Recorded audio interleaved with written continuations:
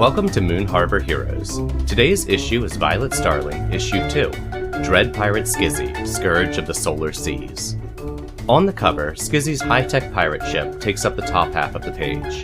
Skizzy stands at the bow, scimitar in hand, bellowing a challenge. Down below, we see Violet, Carl, and Jerry dodging big blasts of energy fired from the cannons. We turn the page and our story begins.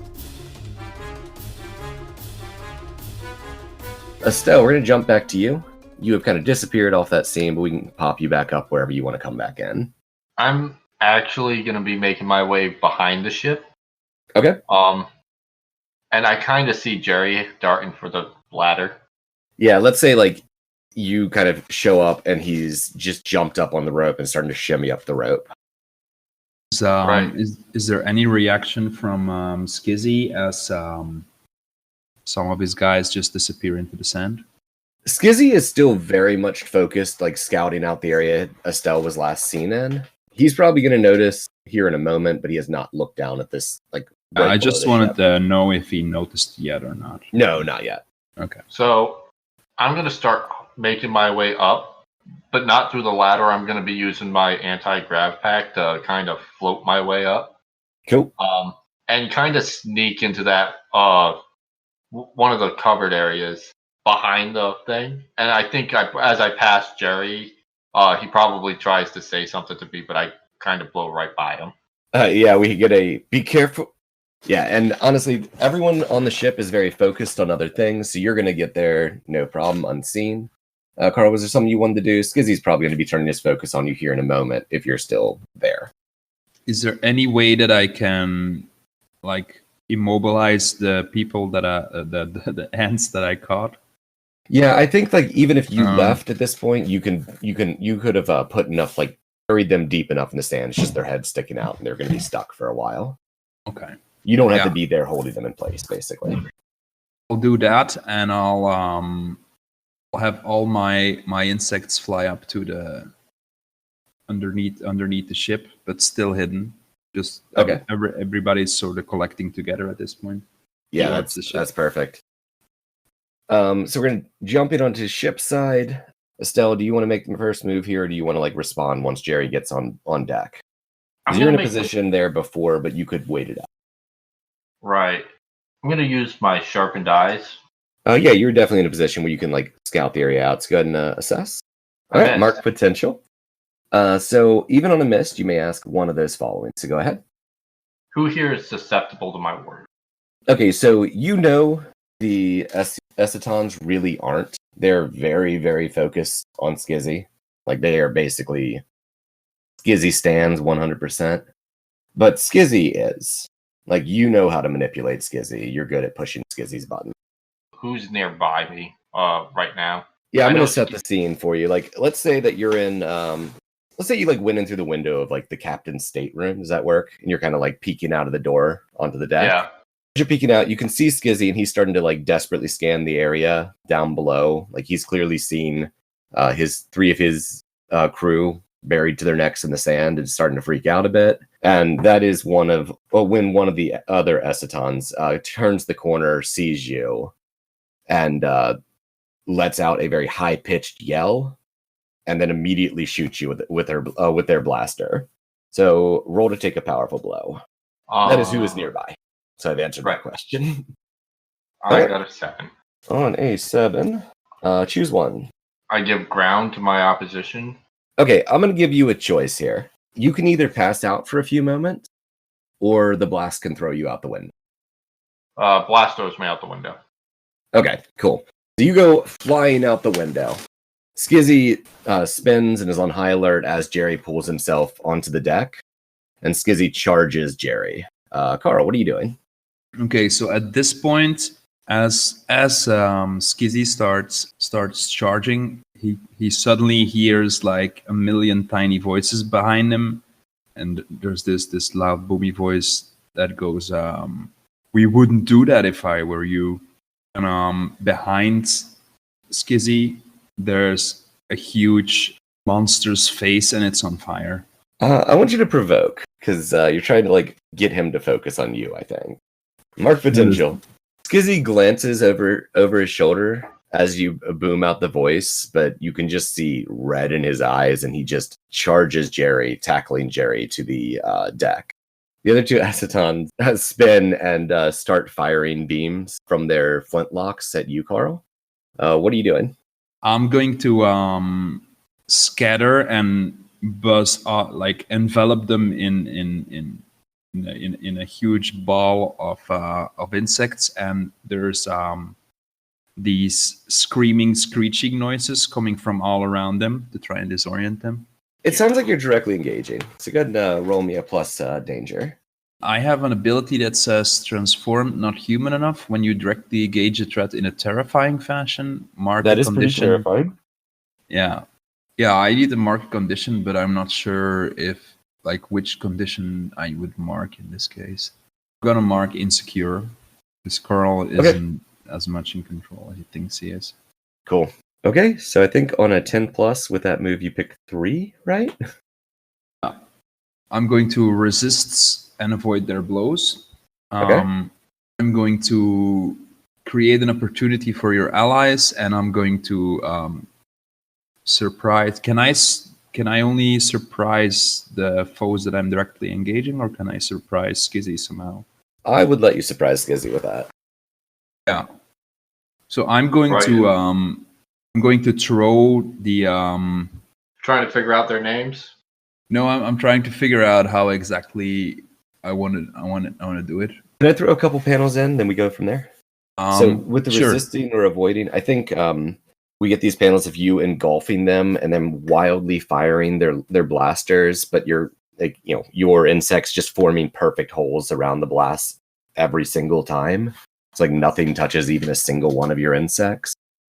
And then you envelop them, just kind of like hold them in place, and then you can do what you want from there. I'm just gonna casually sling them off the boat, off the ship. Okay, cool. And then they go flying past Skizzy, who turns and watches them fly off the deck of the boat, and then spins, kind of ignoring Jerry at this point, and jumps up, realizing you're a much bigger threat than he thought you were. And we're gonna jump to Estelle in midair as 2 Acetons fly past you. You gotta regain control at this point. I kind of just point and laugh. I'm like, Carmen's a bitch. And then I fly back up to the ship, but I come around the opposite side where they fell off from. So I think we get a panel from Carl's perspective, with Skizzy just kind of standing over Jerry, who's laying on the ground still, and Skizzy's snorting, and you can see this energy starting to build up at the tips of his horns. And then we get Estelle floating up behind him. Estelle, What are you doing? I'm going to use my empathy control on him to make him feel melancholy and completely drop his guard in attack. So I don't know if that would be unleashing my powers or engaging a threat. I think in this case it's more engaging a threat. So I did get a power in the last game called The Littlest Space Bandit, where when I directly engage a threat, I roll superior instead of danger. Under what condition? When the threat underestimates you. Would you say he underestimates me, or? Yeah, I don't think Skizzy underestimates you. I think Skizzy's been around you long enough to know you're actually pretty good at what you do. I think Maestro would underestimate you. I don't think Skizzy does. All right. Aw, we got nothing. Estelle, starts. What does that look like when you're using that power? Is there a beam from your multiprocessor, or?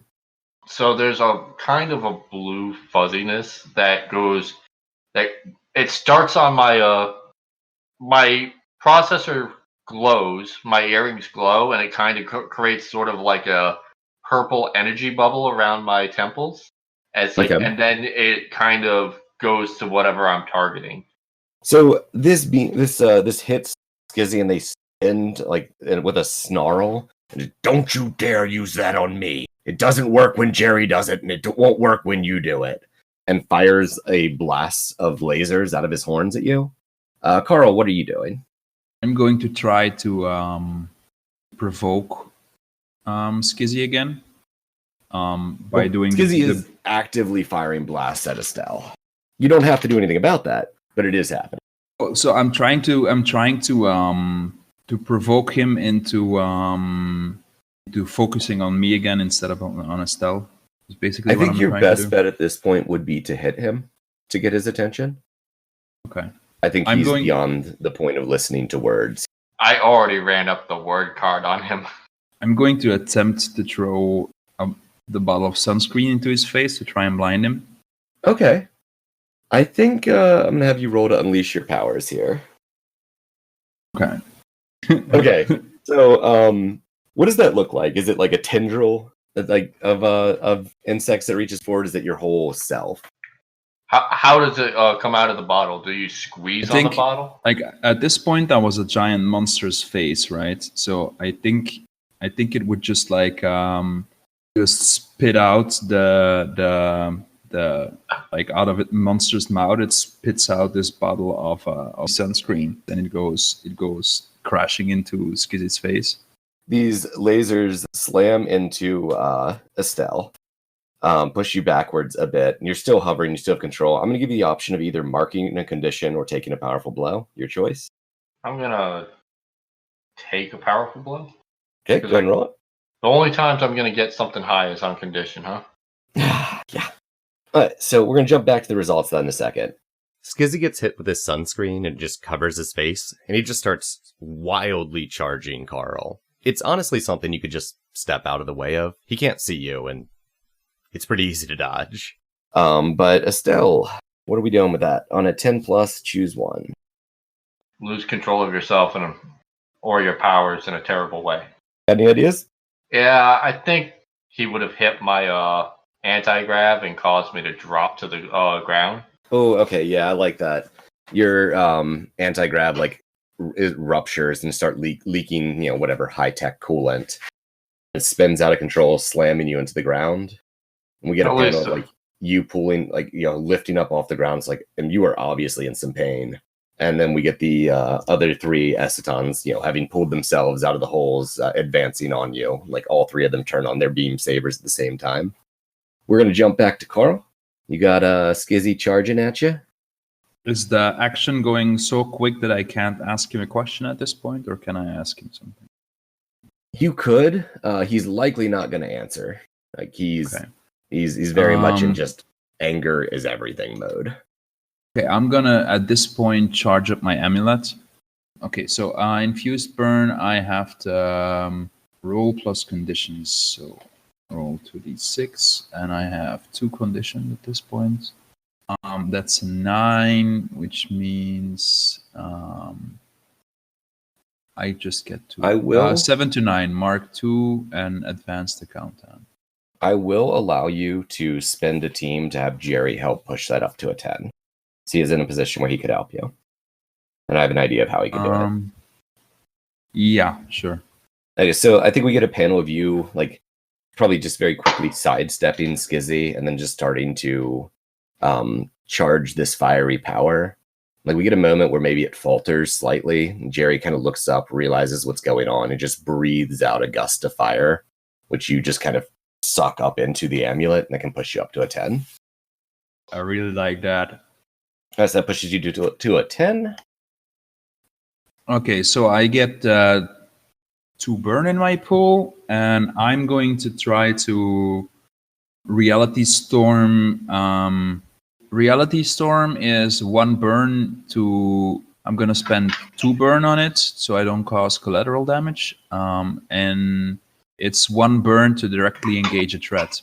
Now, I also have the ability where if I do it in a terrifying fashion, can I do those 2 combine? How does that work? I will totally allow you to do this combined. Tell me how, tell me what this Reality Storm looks like as you bear it down on Skizzy, or what are you attacking?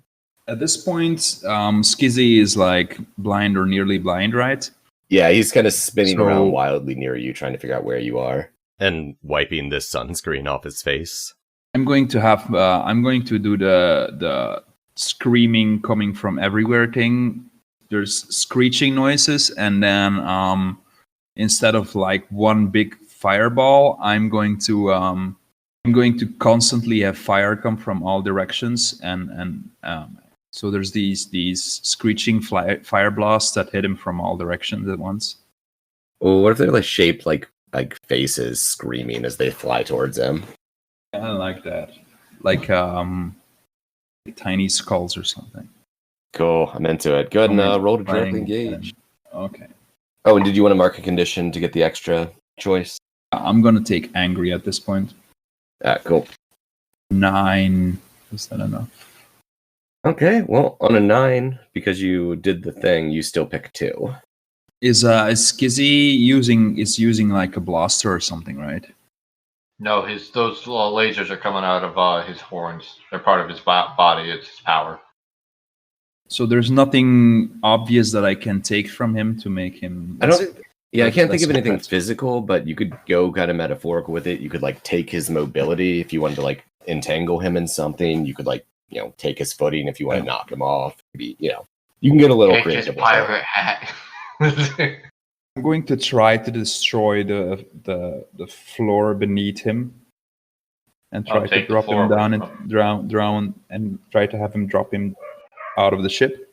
Okay. Cool. And what else did you want to pick? I'm going to pick impress the opposition.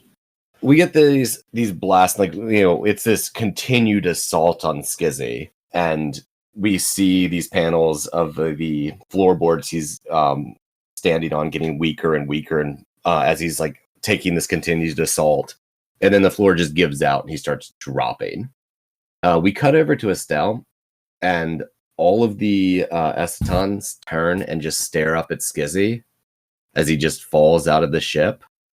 And they turn to Estelle and they drop their weapons and hold their hands up. So he's not the one you impressed. I'm also kind of like, you're kind of taking the respect of his crew a little bit. Yay. So I'm going to make a quip. I'm like, Skizzy, gravity getting you down again. Excellent. And then we get like a panel with him hitting the ground in the distance, like a comically sized like smoke poof coming up out of it. Is there like a wave of sand coming out in every direction? Yeah, like a little that. ripple. Yeah.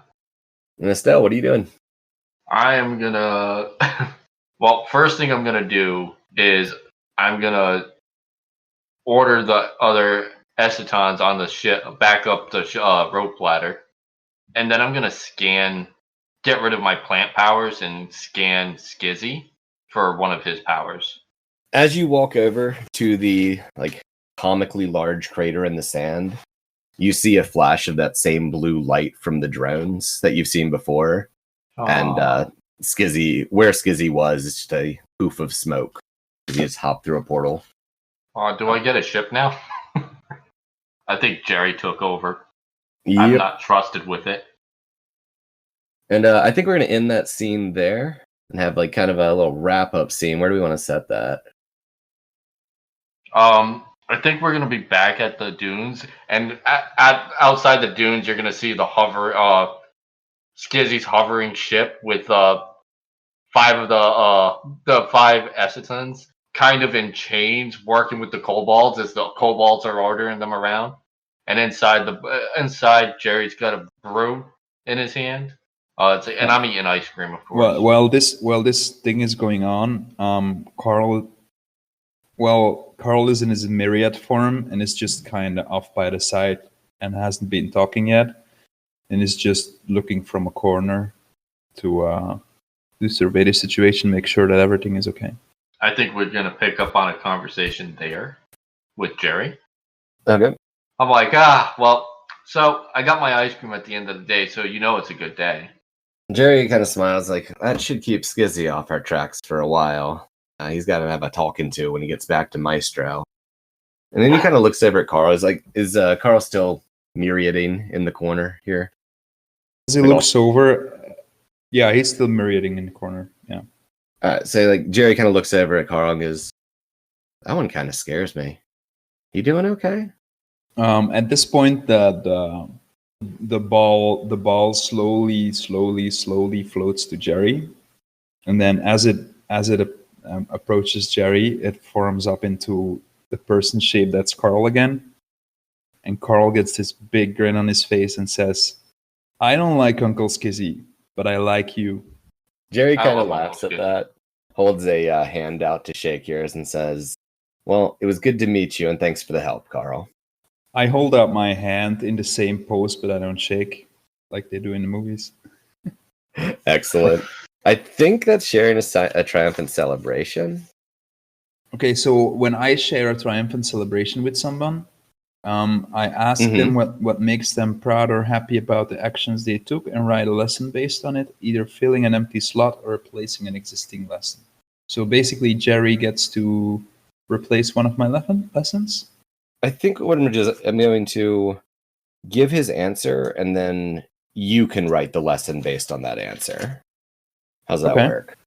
Sure. He says he's happy that everyone came out safe and that everyone worked together well.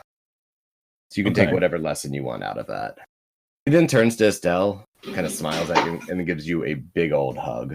It's like, I was worried when you sent Skizzy here, but you handled it. I'm impressed. Well, I was bored and I needed something to do. He grins at you and goes, I know you care more than you let on. I mean, I guess. I just hope Skizzy doesn't stay mad at me too long, because he's probably one of the best people to go out on adventures with. Yeah, maybe he'll come around. Meister's got his hooks in him hard. That's just because the treasure's not big enough yet. I don't know. I think Skizzy would have broken away a long time ago if Maestro wasn't holding something over him. I've never been able to figure out what, but I think there's something there. Maybe. So, when can I get the keys to the ship? He grins and goes, when you get your Draken driver's license. So, back to doing things the illegal way. Gotcha.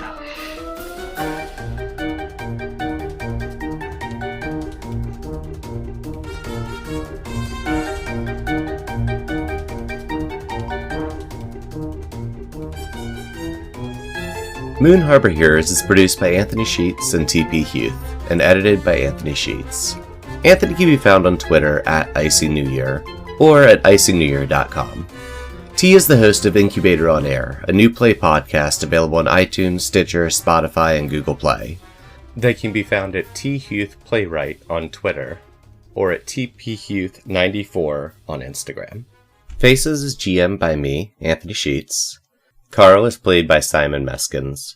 You can find him on Twitter as Jill Bareka. Violet Starling is played by Zweifang. Our logo was designed by Beautiful Beasties. She can be found on Instagram at beastly.doodles or at patreon.com/beautifulbeasties. The music for this issue is Run Amok by Kevin MacLeod. A link to his website and the license will be in the show notes. If you want to get a hold of us, email us at moonharborheroes@gmail.com or find us on Twitter at moonharborcast. If you enjoyed this issue, please leave us a review on iTunes and tell a friend. Word of mouth and 5-star reviews are really the best way for us to keep bringing these stories to more people. And thanks for helping us save the world. We'll see you next issue.